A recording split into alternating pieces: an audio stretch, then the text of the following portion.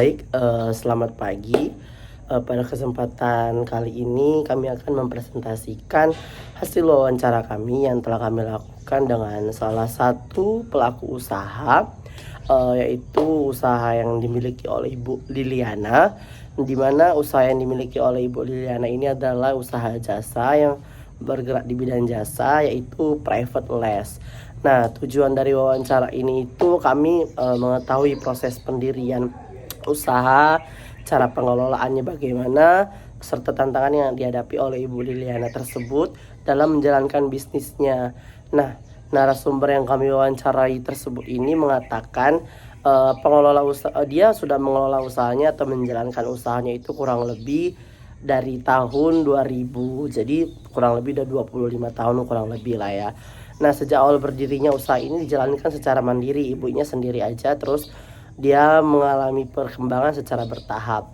Nah, di sini saya akan menjelaskan apa aja sih gambaran umum usaha yang dimiliki oleh Ibu Liliana tersebut.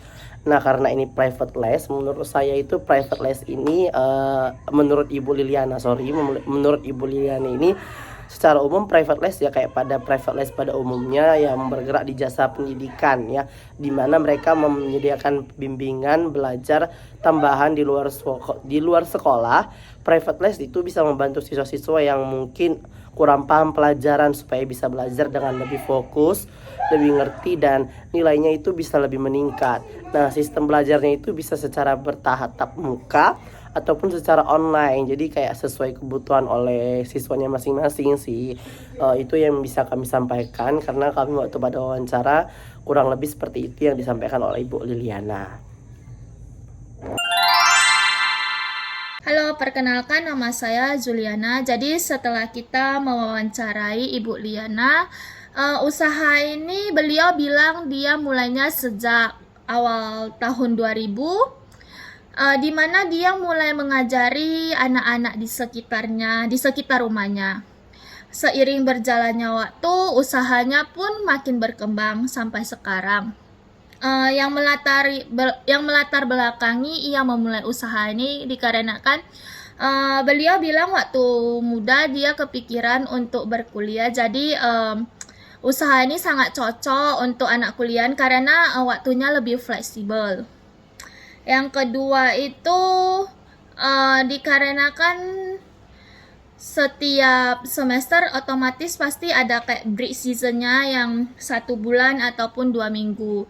Jadi beliau bilang itu juga merupakan sisi baiknya dari mengajar les, jadi bisa istirahat lebih.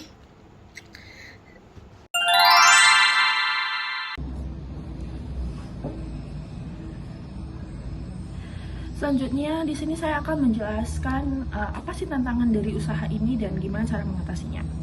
Setelah saya telusuri dan saya berbicara langsung dengan pemilik usaha yaitu Ibu Liana, Ibu Liana berkata tantangan terbesar dari usaha dia yaitu ketika dia mendapatkan atau dia menjumpai seorang anak les yang tidak memiliki basic membaca, menulis, berhitung. Ketika anak ini udah umur atau anak ini udah sekolah udah kelas 1 gitu, kayak misalnya ada nih anak kelas 1 atau anak kelas 2, dia udah kelasnya udah segitu tapi dia tidak mampu mengikuti pembelajaran di sekolahnya perihal dia tidak ada basic membaca, menulis, dan berhitung itu. Gimana cara ibu itu mengatasi masalah tersebut? Ibu itu harus menjumpai orang tua si murid ini. Ibu tuh harus ngobrol sama orang tua murid ini bahwa anak ini sebenarnya nggak mampu mengikuti pembelajaran di sekolah perihal nggak ada basic membaca, berhitung, menulis itu. Gimana anaknya mampu mengikuti pembelajaran di kelasnya. Setelah Ibu Liana ini mampu memberi pengertian kepada orang tua murid, maka Ibu Liana selanjutnya akan mendidik si anak ini, akan pelan-pelan membantu anak ini gimana sih cara berhitung, cara membaca, cara menulis yang baik dan yang benar itu gimana, sampai anak ini mampu mengikuti pembelajaran di kelasnya. Kemudian tantangannya juga itu adalah emosional emosional pribadi Ibu Liana itu tersendiri. Terkadang kita kan nggak bisa bilang ya, guru les juga manusia biasa yang emosionalnya juga naik turun gitu. Jadi apalagi katanya kalau misalnya ketika lagi capek-capeknya terus asisten nggak datang, terus rupanya kita menjumpai atau kita lagi mengajari anak yang susah banget diatur, kemudian orang tuanya juga ketika kita bilang ke orang tuanya bahwa anaknya ini kurang pintar nih dalam hal-hal kayak gini, tapi orang tuanya tetap bela si anaknya, itu kan maksudnya memakan kesabaran dari guru private tersendiri ya. Jadi itu selalu bilang bahwa kalau mau jadi guru itu harus mempunyai rasa sabar yang luas. Jadi kayak supaya ketika emosinya lagi memuncak dia cuma bisa bilang sabar. Jadi harus ekstra kesabaran dalam mendidik anak. Yang kita tahu sendiri anak di Indonesia itu berbagai macam jenis, berbagai macam sifatnya, jadi harus lebih banyak ekstra sabarnya. Saya akan menjelaskan tentang keunggulan apa sih les privat Ibu Diana ini dengan usaha sejenis lainnya. Jadi menurut Ibu Diana, keunggulan utama dari usaha les privat yang beliau jalankan sampai saat ini dibandingkan dengan usaha sejenis lainnya itu terletak pada kepuasan hasil pembelajaran siswa. Beliau menekankan bahwa ketika siswa yang diajarkan itu mampu memahami materi dengan baik, menunjukkan perkembangan belajarnya, nah hal tersebut itu menjadi nilai tambah atau nilai plus sekaligus keberhasilan utama dari usaha les privat Ibu Diana ini.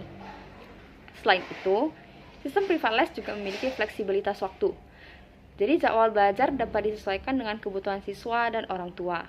Ketika siswa sedang libur sekolah, kegiatan mengajar juga bisa diliburkan, sehingga pengelolaan waktu usaha itu menjadi lebih efektif dan seimbang bagi pengajar maupun bagi siswa. Kemudian, strategi pemasaran apa sih yang kira-kira yang digunakan Ibu Diana untuk mengembangkan usahanya ini? Nah, Ibu Diana itu menjelaskan bahwa usaha privat les yang ia jalankan saat ini tidak menggunakan promosi secara langsung. Jadi strategi yang diterapkan itu lebih mengandalkan pemasaran dari mulut ke mulut. Nah, khususnya itu antara orang tua murid. Jadi ketika misalnya orang tua itu merasa puas dengan perkembangan belajar anaknya yang meningkat, nah cenderung itu akan merekomendasikan privat les ini kepada orang tua lain, temannya, tetangga, maupun kerabat. Nah, kepercayaan tersebut muncul karena metode pembelajaran yang diterapkan Ibu Diana itu ketat, di mana secara disiplin dan terstruktur.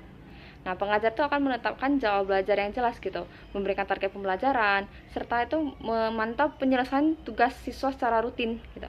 Dengan cara ini, orang tua itu dapat melihat ada perubahan sikap, kedisiplinan, dan tanggung jawab belajar pada anak mereka. Nah, dari hasil wawancara di atas, bisa kita simpulkan bahwa kepercayaan orang tua terhadap kualitas pengajaran itu juga menjadi salah satu faktor utama dalam menarik murid baru. Berdasarkan hasil wawancara yang telah dilakukan, narasumber menyampaikan bahwa harapan kedepannya untuk bisnis privat les ini adalah untuk supaya usaha ini dapat terus berkembang dan memberikan manfaat yang luas bagi para siswanya. Kedepannya, bisnis les privat ini diharapkan bukan hanya fokus pada peningkatan jumlah siswa, tetapi juga peningkatan kualitas pengajarannya dengan metode belajar yang lebih variatif, interaktif, dan disesuaikan dengan kebutuhan masing-masing siswa. Diharapkan proses belajar itu dapat menjadi lebih efektif dan lebih menyenangkan. Selain itu, narasumber juga berharap bisnis ini dapat diperluas dengan jangkauan layanannya, baik dengan menambah jumlah tenaga pengajar yang kompeten maupun dengan memanfaatkan teknologi seperti Google Zoom. Hal ini bertujuan agar les privat ini dapat menjangkau lebih banyak siswa, tidak terbatas oleh jarak dan waktu. Harapan lainnya adalah agar bisnis les privat ini mampu membangun kepercayaan kepada orang tua murid dan siswa sehingga dapat menjadi pilihan yang utama dalam membantu meningkatkan prestasi belajar siswa secara berkelanjutan. Sebagai penutup, dapat disimpulkan bahwa bisnis les privat ini sangat baik untuk bisa terus berkembang ke depannya dengan fokus pada kualitas pengajaran, inovasi metode pembelajaran, serta peningkatan pelayanannya. Diharapkan bisnis ini dapat memberikan kontribusi positif bagi dunia pendidikan. Demikian pemaparan hasil wawancara yang dapat kami sampaikan. Semoga informasi ini dapat memberikan gambaran mengenai arah dan harapan pengembangan bisnis private les ke depannya. Terima kasih atas perhatiannya.